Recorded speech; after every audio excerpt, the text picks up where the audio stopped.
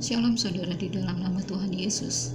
Saudara, ini hamba Tuhan ini membagikan sebuah video ya saudara, ini dari ini ya.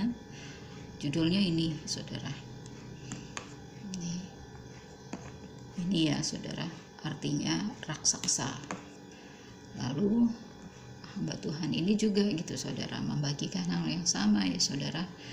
Ini saya pernah bilang kalau dia tuh dari generation 2434 itu berasal dari kata Yeremia atau Yesaya 24:34. Salah ya saudara, harusnya Matius 24 ayat 34 gitu. Dia juga menyatakan hal yang sama ya saudara. Jadi saya merasa oh iya ya, ini hal yang perlu untuk saya bagikan kepada saudara gitu saudara.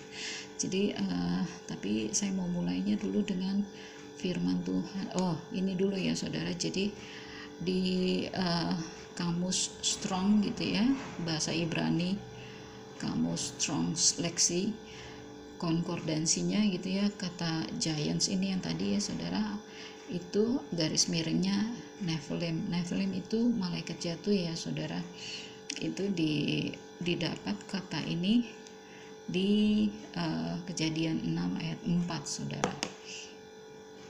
Tapi saya mau bagikan dulu dari kita baca dulu dari Daniel pasal 3 ya saudara,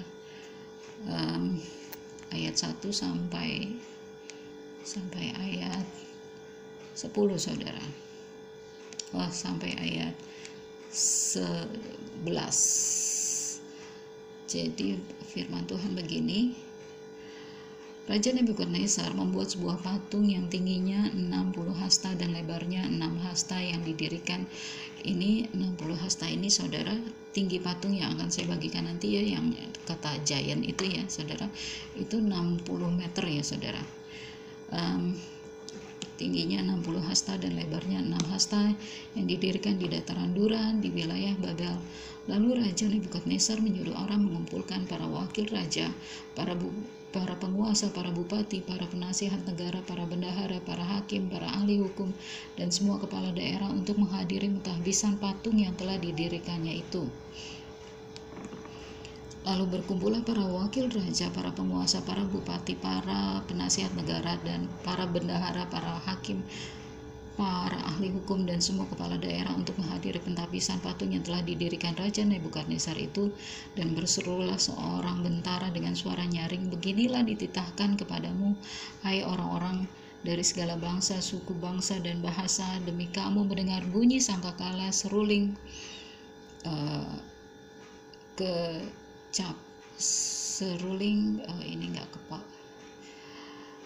kecapi, rebab, gambus, serdam, dan berbagai-bagai jenis bunyi-bunyian, maka haruslah kamu sujud menyembah patung yang telah didirikan Raja Nebukadnezar itu.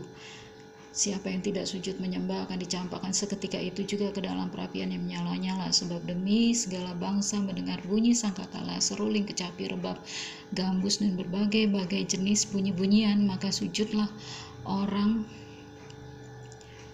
dari segala bangsa, suku, bangsa, dan bahasa, dan menyembah patung emas yang telah didirikan Raja Nebukadnezar itu. Pada waktu itu juga tampillah beberapa orang Kasdi menuduh orang Yahudi, berkatalah mereka kepada Raja Nebukadnezar, ya Raja, kekalah hidup Tuanku. Tuanku telah mengeluarkan titah bahwa setiap orang yang mendengar bunyi sangkakala, seruling, kecapi, rebab, gambus, serdam, dan berbagai-bagai jenis bunyi-bunyian. Ini saya besarkan ya saudara, harus sujud menyembah patung emas itu, dan bahwa siapa yang tidak sujud menyembah akan dicampakkan ke dalam perapian yang bernyala-nyala. Lalu di Wahyu pasal 13, dan kepadanya diberikan kuasa untuk memberikan nyawa kepada patung binatang itu, sehingga patung binatang itu berbicara juga dan bertindak begitu rupa, sehingga semua orang yang tidak menyembah patung binatang itu dibunuh. Sama ya dengan tadi ya, Daniel pasal 3 ya saudara. Lalu saya tunjukin patungnya kayak gimana sih, yang saya bilang tadi 60 meter itu tingginya. Ini ya saudara, saya nggak nyalain suaranya ya saudara-saudara, lihat sendiri. Ini adalah katanya pertunjukan abad 21 gitu ya saudara, Glorious Celebration katanya.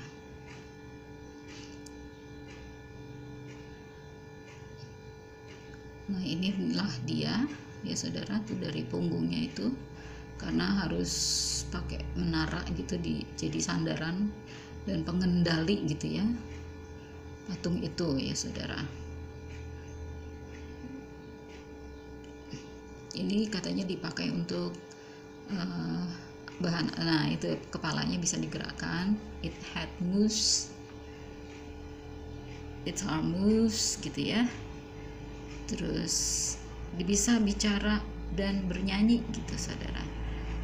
Nah itu bisa melihat gitu ya, superhero gitu saudara, ditampilkan gitu secara langsung di depan mata saudara tuh kayak gitu. 60 meter saudara tingginya, jadi kalau sebuah gedung bangunan 4 meter tingginya ya, masing-masing lantainya ya 15 meter lah gitu saudara, tinggi patung ini saudara. Terus gitu ini juga ditampilkan katanya untuk sebagai bahan atraksi kalau membuat keramaian ya, yang menarik keramaian gitu ya, memikat atraksi itu saudara, itu katanya. Ini tokoh Nelson Mandela, ini John F. Kennedy,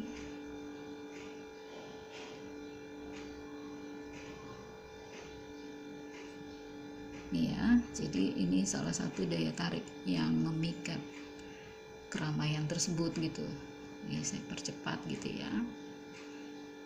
Nah karena ini saudara bisa, orang-orang yang mau gitu juga bisa dirinya ditampilkan di dalam raksasa itu. Jadi dia selfie dulu, masuk ke dalam kamar selfie tuh, direkam dirinya seluruh badan gitu ya saudara. Nah kemudian tampillah orang itu gitu saudara ya, menjadi sebuah raksasa ya saudara. Tuh, imagine you can be the giant. Bayangkan dirimu bisa menjadi seorang raksasa. Masa saudara mau jadi raksasa? Tuh, saya mau bagian paling akhirnya saudara perhatikan ya saudara.